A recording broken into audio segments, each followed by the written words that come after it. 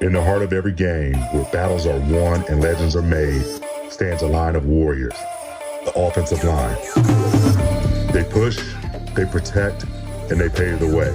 But behind every triumph lies the struggle to perfect their craft. Traditional training can only take you so far, leaving gaps in technique and execution.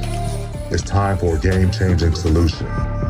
Introducing the OL Masterminds training app, the tool that turns struggle into strength, hesitation into precision. Built by experts for offensive linemen of all levels. Personalized drills, technique tutorials, virtual coaching, all in one powerful app. Ready to transform your game? The future of offensive line training is here. Master your craft and rise to greatness. Download the OL Masterminds training app today.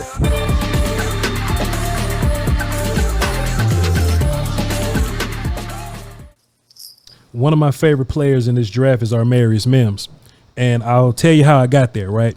So I watched Joe Alt first, and I watched him versus Ohio State. And I was like, boy, number 44, JT Tuimoloau is really giving him some problems right now. And then I watched Olu, right? Penn State versus Ohio State. And I'm like, damn, boy, JT Tuimoloau gave him some problems, man. Jeez Louise. But then I watched Georgia play against Ohio State. I'm like, cool, let me see what Armarius did versus JT Tuimoloau. And JT didn't do a whole bunch versus Armarius Mims. And I kept watching Mims, and boy, huge athlete, great moving character.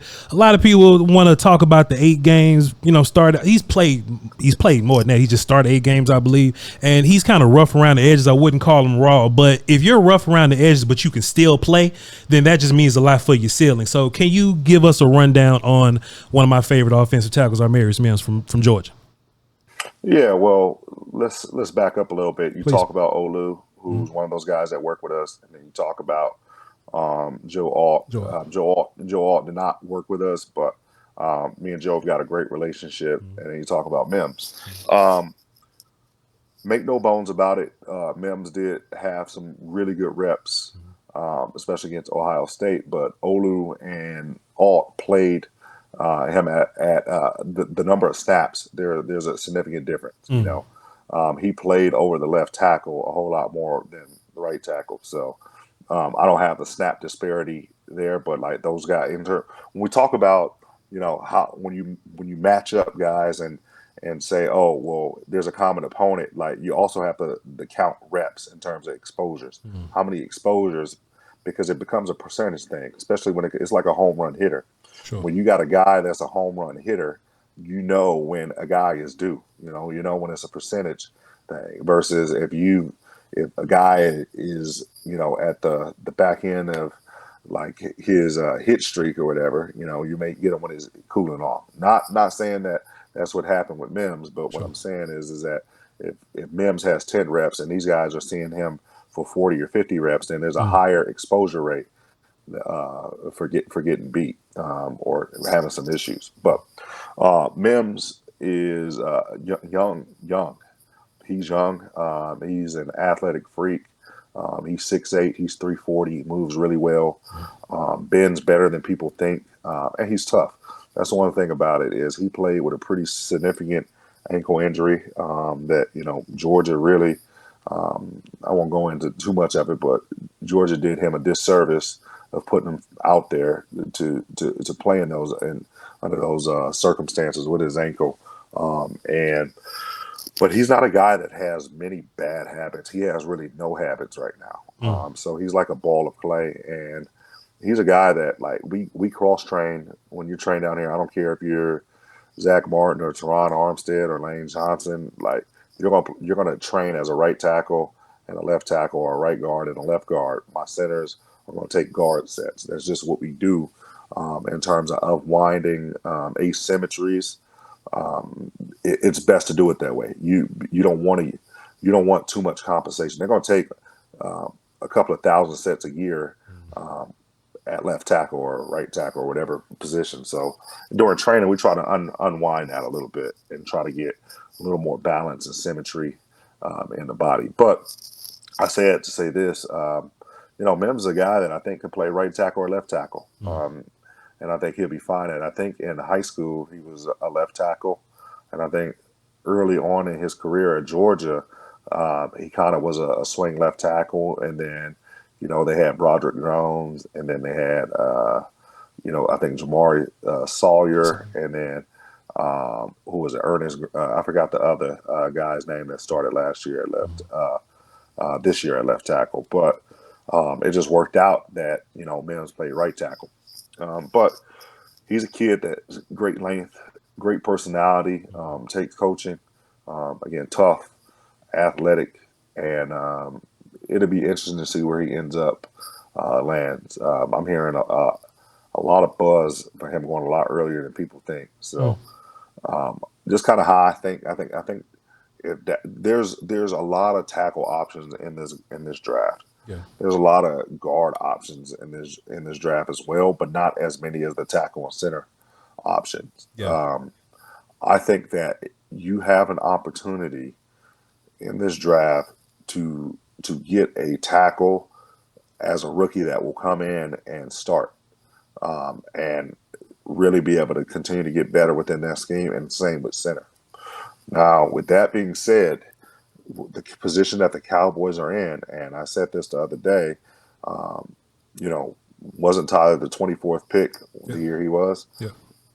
Yes. So there's going to be 10, 11 tackles maybe people associate with the first round. Will that many tackles go in the first round? Probably not. There's probably looking to be maybe 6, 7, or 8. And then a conversation comes in is how many of these names that we see that are currently college tackles that kick inside to guard. Like, how does that look? Does a Fuaga move in to guard, even though people see him as a tackle? Does a Troy Fatunu move in to guard, even though people view him as a tackle? Does a Graham Barton move in to guard or center, Latham, even though he was, I think J.C. Latham is a tackle,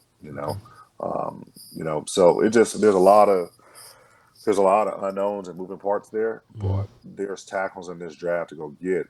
Now, I think that you can do this a couple of different ways. If you set your board and you're getting draft best player available, and see how the board falls to you at 24, or if you view strongly in somebody that's at the top of the class as a tackle, you may have to trade up to go get them. Sure. If you're saying that, hey, Joe Alt is our guy, or Olu Fashino is our guy, or a J.C. Latham, you may have to trade up in the top 10 to get them. So it just really depends. The same thing with Mims. You never know how it's going to play out. So it'll be really interesting in terms of what they choose to do and what fits what they traditionally want to do. You look at some of those guys on that board, and there's a whole lot to pick from. There's a whole lot to pick from, and as I like to say, it's really all ice cream. Like what's your favorite flavor? Yeah. I was watching Olu Fashino, and boy, does he have a lot of tools in the passing game. Just if you just watch him back to back to back with some of the other guys or whatnot, like you can see, like he has a real grasp for the passing game. And the more film you watch on him, you could walk away saying, okay, well, maybe he's not as good in the run game, you would say. But then you watch the Michigan game from 23, I believe, and he really made some improvements there. So Michigan State, yeah, Maryland. Like, here's the thing: is that was the knock on him last year. But if you watch this year, he did some pretty cool things in the run game this year. Especially on the backside of outside zones, moving to point of attack. Michigan State, Maryland. There's a bunch of games. There's a lot of reps that you can go and see there of him being a difference maker. Yeah. So I think that narrative is like, so oftentimes we put guys in a box. Oh, he's not this, he's not that. But all right, tell me what the fuck he is then.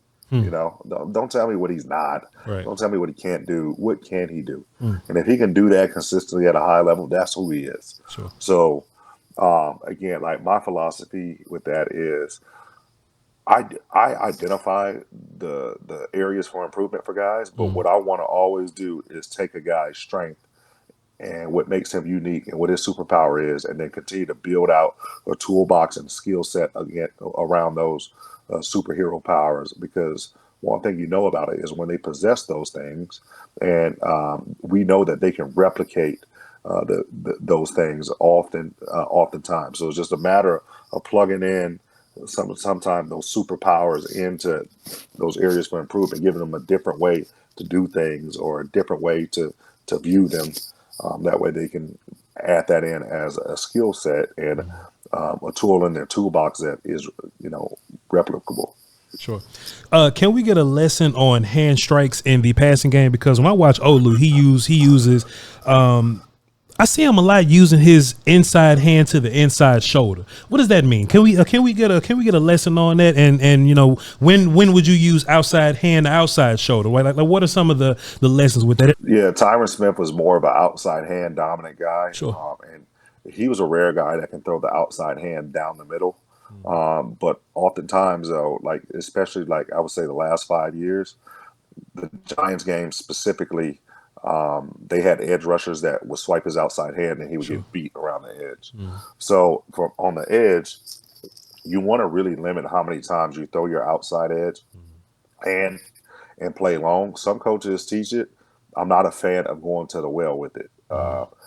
That outside hand can't be down the middle or on the inside pec, because if you get swiped, your shoulder is going to turn and you don't have your inside hand to recover. And they've got a short corner.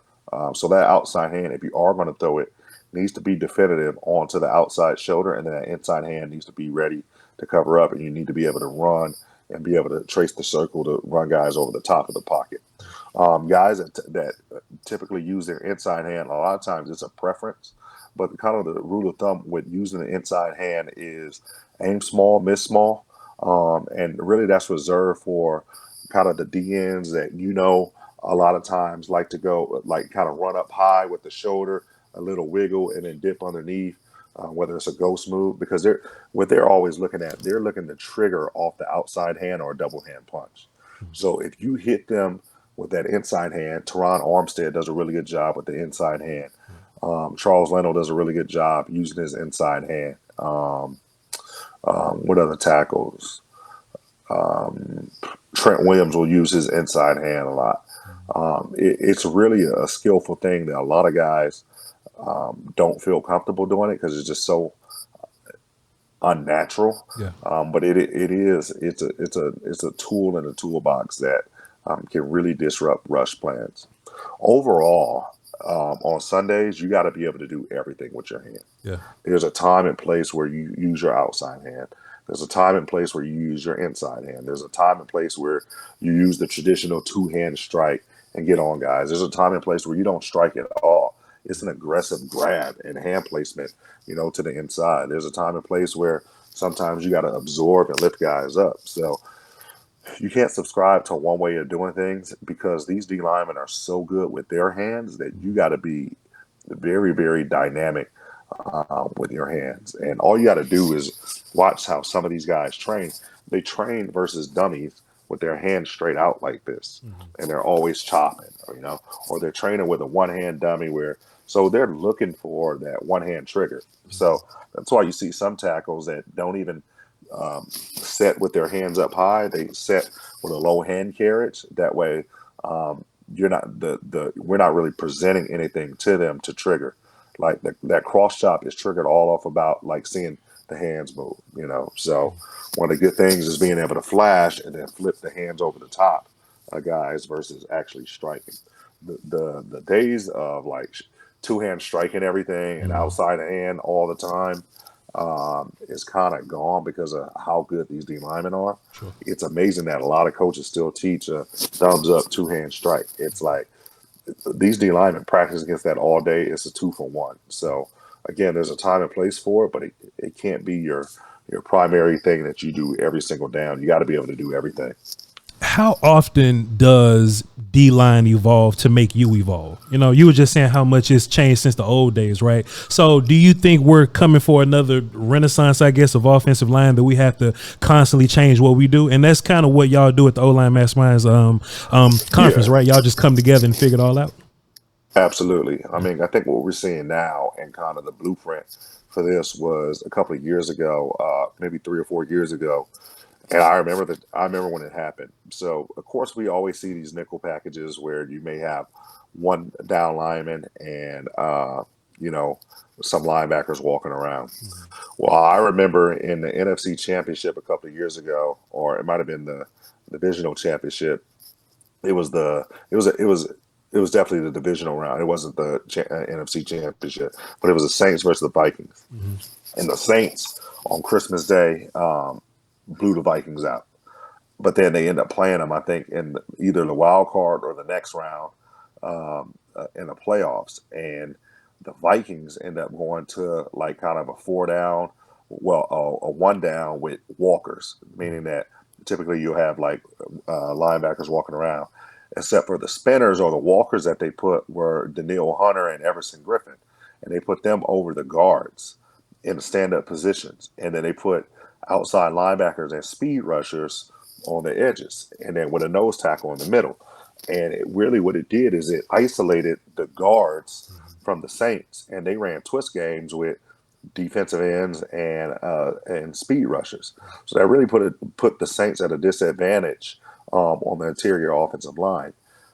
Those are the type of the evolutions that you're seeing, because now you see that happen a lot with Micah. Think about how many times they line Micah up over the center and over the guard. What defensive fronts and defensive coordinators are doing are always evolving, and then the players are getting faster, bigger, stronger, more explosive. And D-line is a natural position, asked to really do natural things, versus offensive line is more of a learned skill. And everything that we do is learned, from getting in 3-point stance to taking a pass set to where your eyes are to having to retreat and then being able to stop a grown man's charge who runs a 4.5, a 4.6. We're going backwards. They're going forward. When you first start athletics, I always tell people this: when there's somebody right now, maybe even in a different country, that's playing catch with their dad, and they could be 4, 5, 6, 7 years old, and they're also doing things where they're lining up and they're running forward. How many kids right now that aren't, actual football players are taking pass sets right now? How many are, mimicking those things that offensive linemen do? Right. Probably none, unless you're an offensive lineman. But there's damn sure people right now who are playing catch that don't play football. So like, you've got those. You're introduced to those skills of throwing and catching early. You're introduced to those skills of taking off and running forward early. You're not introduced to being in this weird ass stance, with a guy a foot away from you, and you having to retreat and you having to stop him and get your hands on him. It just doesn't happen. So everything that we do is very much learned, and it's not learned early in life unless you start specializing early. Yeah. I was going to be a linebacker when I was a kid, but I was fat, so they made me play center. So it is what it is. I understand. Let's quickly, because I don't want to hold you too long. Tell us about your interior guys, Cedric Van Pran and Mason McCormick. What about those guys? Yeah, Cedric Van Pran probably had one of our highest football IQs in our program. And he was a guy that, it didn't take you long to realize that he was very passionate about the guys in his room in Georgia, and became very passionate about the guys in our room, in our program. But like, he's a guy that knew every single detail about their offense and what defenses were doing to them, and what their counter was and why they did. He could tell you the who, what, why, when, and how of every offensive play. And that's what you need as a center. So he was really a pleasure to work with. Him and Mims, really, two guys from Georgia that were just really golden human beings, A+ humans. So enjoyed working with him. And then Mason McCormick is one of those guys that kind of has flown under the radar, but had a big week at the Shrine Bowl. Tape is really good, but he's more athletic than people knew. Sure. And he's a guy that never made the same mistake our entire 10 weeks of the program. He's a fast learner, is able to take coaching in the moment. He can look at something and be able to mimic that and execute it almost instantaneously, and has the ability to play center and both guards. Strong as hell, athletic, agile, and then has this chip on his shoulder, and not so much to show that he belongs from a small school, but he wants to show that he can be one of the best guys in this draft. So, I'm really excited to see where Mason ends up. He's going to make some team very happy, I think, in the way that, your Ryan Jensen's or Ali Marpet, like some of those small school guys have done, Quinn Miners, a lot of guys that I've worked with, that typically do well. Man, I've got a soft spot in my heart for the small school guys because I was a small school guy. Yeah. But needless to say, not that I was anywhere close to the same level of these guys. These guys had checked every box and have put themselves into contention to be considered pros, and they've done the work. But I mean, I just look at the work Quinn Miners has done, since the time that he first came to me, and now we're talking him potentially coming up on pretty epic year that he had, especially in the run game. Sure. Ryan Jensen just finished up his career, and he was at one time considered one of the best centers in the league. Unfortunately, knee injury cut it short. Ali Marpet I did not work with, but from Holberg College, went in there and was a Pro Bowl, all pro caliber player for Tampa Bay. So there's some small school guys that have emerged onto the scene and done some great things in NFL, and I think Mason has the potential to be the next one. And lastly, I just want to talk to you about Zach Frasier. I know he had the injury, and he's working through that. But I just remember watching his film versus Texas last year. There's a lot of dudes on that D line last year, and he just and he dealt with them. Like if there's any D line with pros on it, like last year Texas, it was like 4 of them there, and he dealt with each of that dude. Zach Frasier was kind of a dude I was just hearing about, hadn't really watched him, but the more I watched him, and then I found 2022 Texas with those guys. Shouts out to Zach Frasier. Tell us about Zach Frasier, please. Yeah, you know what? I think Zach is one of those guys that a lot of people know about JPJ from Oregon, but when you turn on the tape, man, I think Zach is the best center in the draft right now. There's not a block that he cannot not make. His play strength is ridiculous. His ability to recover and bend is ridiculous. They pulled him a lot on the CY counter that they ran. And he just, there was times where the other offensive linemen would make their blocks and Zach would just bury a DN or a linebacker on that counter play.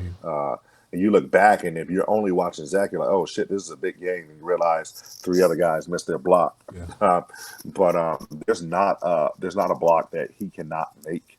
And the 2 blocks that I always look at for centers to make is that back block on a 3 technique, and then a reach front side on a 2-eye or a 3, and he's able to consistently make that and pull himself into position, and not only make it, but like end up finishing guys from that. Another good tape to watch is versus Pitt. Down right there.